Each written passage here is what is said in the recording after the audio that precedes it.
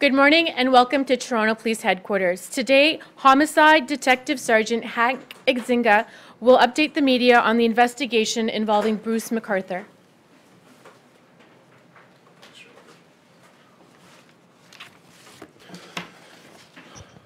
Good morning and thank you for being here. I will be providing you with an update on the Bruce McArthur investigation. As you know, on January the 18th, Bruce McArthur was arrested. He had been charged with 5 counts of first-degree murder in relation to the deaths of Salim Essen, Andrew Kinsman, Saroush Mahmoudi, Dean Lissawick, and Majid Kahan. Since then, we have continued our investigation, including searches of numerous properties associated to Mr. McArthur, a review of material evidence, and interviews with dozens of people, many of whom have come forward to us. One of the focuses of the investigation has been on human remains found in the planters from 53 Mallory Crescent. The remains of at least 6 individuals have been recovered from these planters. I have already released the fact that the remains of Andrew Kinsman were located within the planters. There are several ways of identifying remains in a case such as this, including fingerprints, dental records, and DNA analysis. Some of these processes are obviously more time-consuming than others. We have now identified the remains of 3 individuals from these planters, number 1 being Andrew Kinsman, number 2 being Saroush Mahmoudi, and number 3 being Skanda Navaratnam. As you know, Skanda Navaratnam was one of the 3 males who were the focus of Project Houston in 2013. Skanda Navaratnam was 40 years old when he was last seen on September the 6th, 2010 in the area of Church and Wellesley. He was reported missing 10 days later by a close friend. Today, Mr. McArthur is being brought back before the courts. Mr. McArthur has now been charged with 1 additional count of first-degree murder. This new charge is in relation to the murder of Skanda Navaratnam.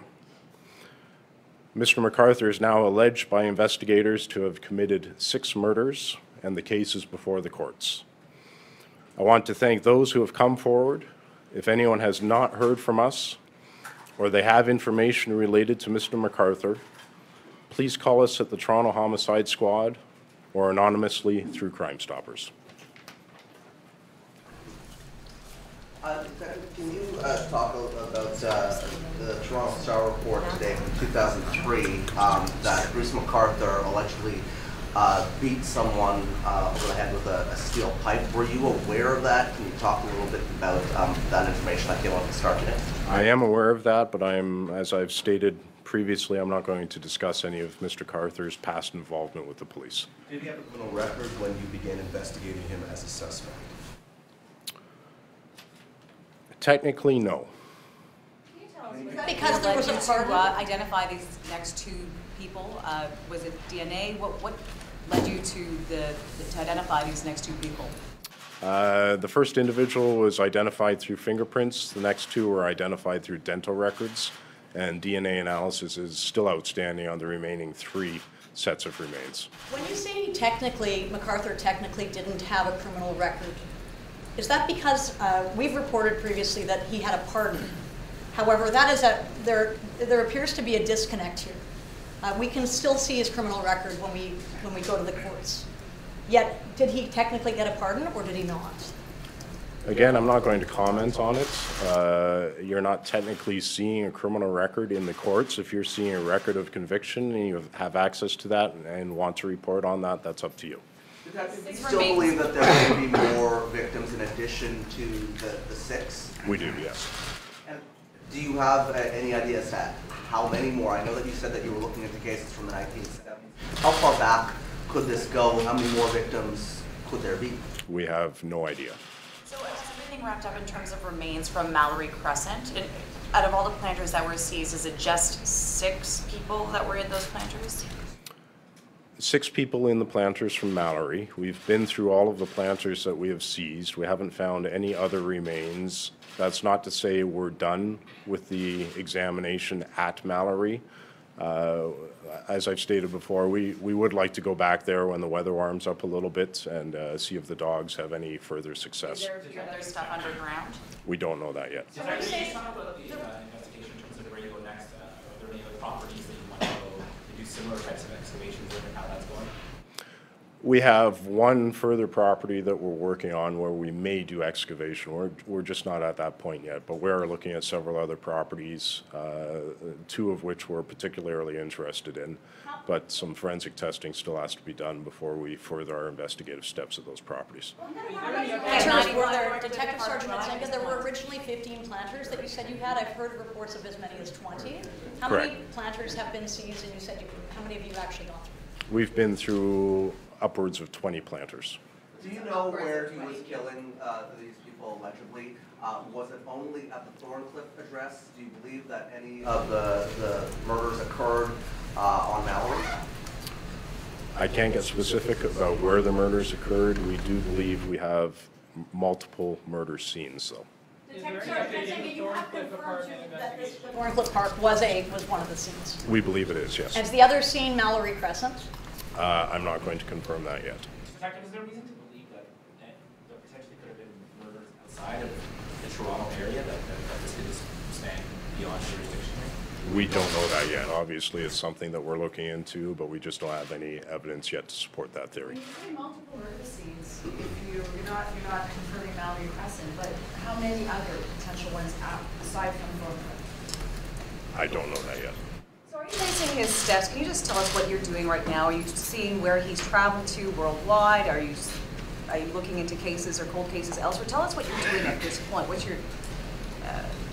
What are you actually doing in terms of tracing his steps over the last, I guess, 40 years? And that's exactly what we're doing. We are tracing his whereabouts as far back as we can go, essentially, and seeing if we can link any outstanding occurrences to his movements, and then see where we go from there. Not just investigation. Has there been any discussion about setting up a special task force because this could go on for quite some time?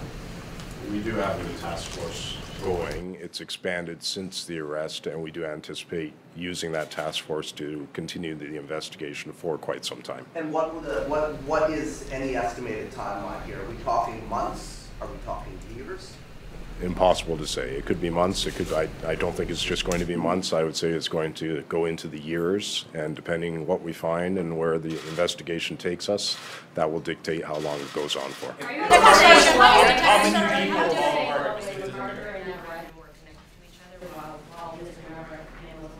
Sorry, can you ask that again? What was the connection between them before Deborah Ratner's arrest? I'm not going to get into specifics about that. Sergeant, how has this case been wearing on you? If you can give me an idea. Detective Sergeant, can you just speak to how, you did speak about this being a very difficult case. Personally, what's this been like for you to unearth these planters, finding these men who have been missing for all these years? Well, obviously, it's a very unique type of case. Myself and the people working with me, we've been doing this for a long time, so I'm not going to say we're used to seeing things like this. It's completely different, but we'll get through what we have to get through. I admit it's very tiring, it's very disturbing, but I've got a great group of people working behind the scenes that aren't the ones standing up here in front of the camera. Dave Dickinson right there is one of them, and they're doing a great job, and we'll get through what we have to get through. If McArthur's convictions had shown up, if his previous convictions had shown up, perhaps during Project Tuesday even, could this have saved lives? Hypothetical question on an area that I'm not going to comment on. You did say that he did not technically have a criminal record. If we were able to find the criminal record, that meant that police were also able to find that record. Is that not correct? Again, technically, even if we could, I'm not going to comment on someone's criminal past. They're before the courts. Movements over the last 40 years, or as far back as you can go. Does that mean you're actually going outside of the country to perhaps destinations he's traveled to in the past? We are, yes. Detective, can you just talk about, as some more of the victims are being identified and you get in contact with their next of kin or whoever it may be, what their reactions are? Are they, you know, does it give them a little peace of mind because these people have been on the missing list for quite some time? What are their reactions to it? It brings them some peace and some closure. It's still shocking to them, obviously, the circumstances. So the families have been very good with us. A lot of them are overseas, and we're dealing with them over the phone, which is a tough deal. So I appreciate all of the open communication with them as well. That's any details as to how and six charges and the 6 body parts. Do you still believe that he acted alone? You're saying that there could be more charges laid. There may be more charges laid. I believe there will be. And I have no evidence that would tell me that anybody else was involved in this. Can you give any idea as to how these people were killed? I know that they were dismembered to put in these planters, but can you give us any description as to how these people may have been killed? I can't, no. Detective, did Bruce McArthur have a partner? You have 20+ planters, and we confirmed you've gone through them and you haven't found other remains? Correct. Okay, so what are you basing the expectation that there may be more victims? Is that on the remains that have not been identified yet, or do you expect to find other victims beyond the planter? Both, yes. Can you just elaborate on that because we don't hear her question on camera? Sorry? Different. It's really hard for me to answer, but when you can try. Mr. McArthur now charged with 6 counts of first-degree murder. Is there a point that would be helpful to yourself and your team that if he were to cooperate and help in a bigger way, is that something that can be encouraged? I know it's out of the box a little bit, but would that help rather than a game of cat and mouse and trying to put it all together? Absolutely, that would be encouraged. That may be an issue for the prosecuting crowns to address down the road. So we've got to put our case together that we have so far, make our disclosure on the case, and then that's something that the lawyers can discuss. So can you take away from that Bruce McArthur is not cooperating right now with the investigation? I'm not going to comment on exactly what Mr. McArthur is saying or not saying. Did he? The Alliance for South Asian AIDS Prevention has said that they're looking to do a third-party investigation into Project Houston and Project Prism. Can you comment on that? If people want to look at what we've done, then I welcome that. There's some unsubstantiated reports that you have located pictures of potentially 8 people on McArthur's computer. Is that in any way accurate? Have you seen more pictures of other potential victims and some of the stuff you've been able to gather from the Northcliffe apartment or elsewhere? Yeah, I'm not going to comment on unsubstantiated rumors. So is that accurate, or that report, or is that inaccurate? I'm not going to comment on that. Did Bruce McArthur have a partner, and if so, have you been able to locate that person, and are they cooperating? We've located and interviewed several close associates of Mr. McArthur. Romantic? I mean, were they romantically linked? I mean, is this a live-in partner? To get into that would be getting into the evidence that witnesses have provided us, and I'm not going to get into that right now. So just to be clear, there are still the remains of 3 people that have been unidentified from planters. Is that correct? Correct. So we could be seeing at least 3 more charges. We could be. Is there a reason that you have not laid charges of anything like indignity to a human body at this point, that you've just done first-degree murder? Not something that we would normally do. First-degree murder is the most serious charge in the criminal code. To lay anything else at this point in time would be somewhat pointless. Do you know how all 6 have died and you're just not able to say? No. You don't know how they all died? Correct. Guesses or speculate or educated guesses as to how they might have been killed? I believe we have evidence on how some of them may have been killed, but that's as far as I'll go. When do you spoke with the family of Jonathan Riley, who say that they've been in touch with police and that he is considered a potential victim. What can you tell us about that? And that's a tough question, and essentially I don't want to answer that because we've been in touch with several different families where there's outstanding missing persons and outstanding, well, actually everything from outstanding sudden death occurrences to outstanding missing persons to outstanding murders. And for me to comment specifically on what cases we're looking at would really be unfair to families whose need more answers in relation to their loved ones. How many cases are you looking at? How many historic cases are you looking at this point? Can you give us a ballpark figure when you say several? Is that 10? Is that 5? To put it in perspective, there's multiple outstanding murder cases that we're looking at. I can't get into numbers. There's hundreds of outstanding missing persons occurrences that we're looking at. And like I said, there's even some outstanding, I shouldn't say outstanding, but occurrences where there's been a sudden death that we're looking at. Well, you said that you know how you believe that some of the victims died a certain way and you're not sure about others. But given that this is an alleged serial killer, is it likely that they would have all been killed in a similar manner? I don't know. When do you think you'll wrap up at the Thorncliffe property? I've given several different estimates on that, and I've been wrong every time. So we've been there for over a month, and I wouldn't be surprised if we're there for another month. You found human remains at that property? No, we haven't. This has been called an unprecedented investigation. You yourself have said there's hundreds of officers involved. How sustainable is an investigation of this size for Toronto Police? How much longer can it go before you start having to pare down resources because just of the sheer amount of officers being used? Depends what we find. As long as we're finding things, it's not getting pared down, it will get expanded. Our deputy chief is here today, and I'll confirm to you that whatever I've asked for, I've received. Manpower is not an issue. Sorry, can you just clarify how many other properties you're looking at now? Thorncliffe, Mallory's on hold until the spring. What other properties, or how many other properties are you looking at? I won't get into specifics with numbers, but we are very interested in at least 2 or 3 other properties. And are they in Toronto? In the GTA, yes. You talked about the investigation expanding. Is that since your last news conference? It has expanded since our last news conference, yes. Can we talk about what that looks like, the expansion? The stories, how is it expanding? Expanding as into the occurrences that we're looking at and how deep we're going into the different occurrences. So just to confirm, we're looking at sudden death cases that may now be considered murders? We're looking at sudden death cases. I wouldn't say that they're being considered murders yet.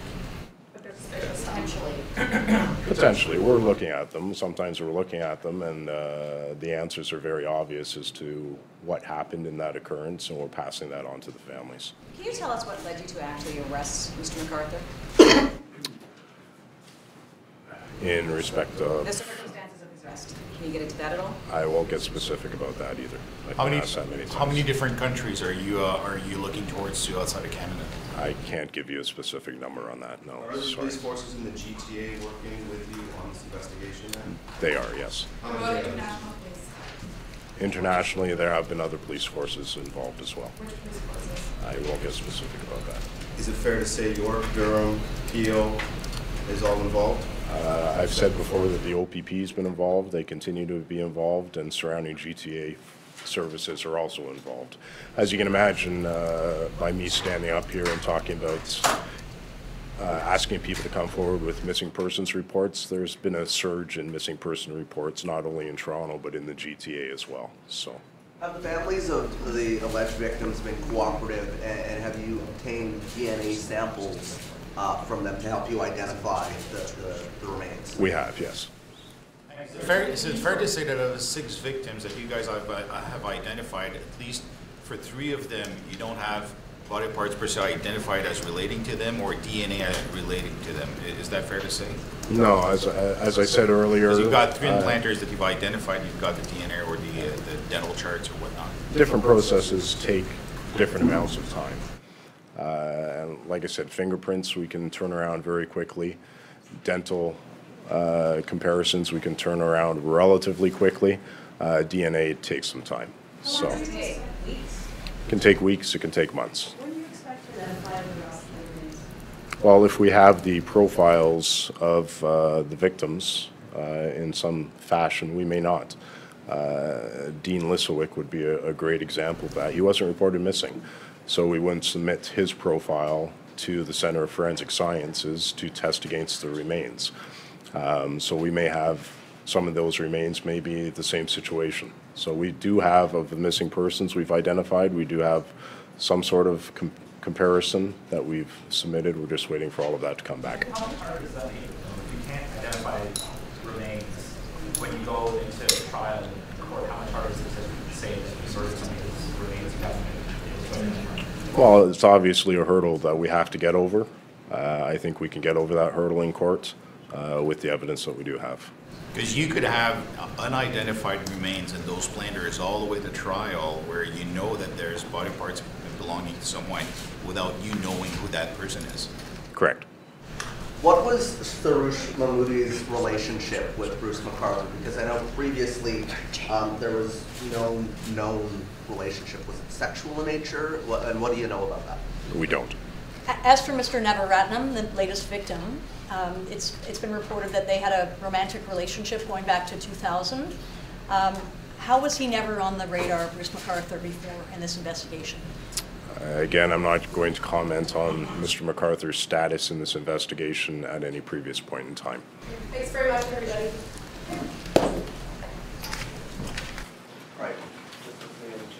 That concludes today's news conference.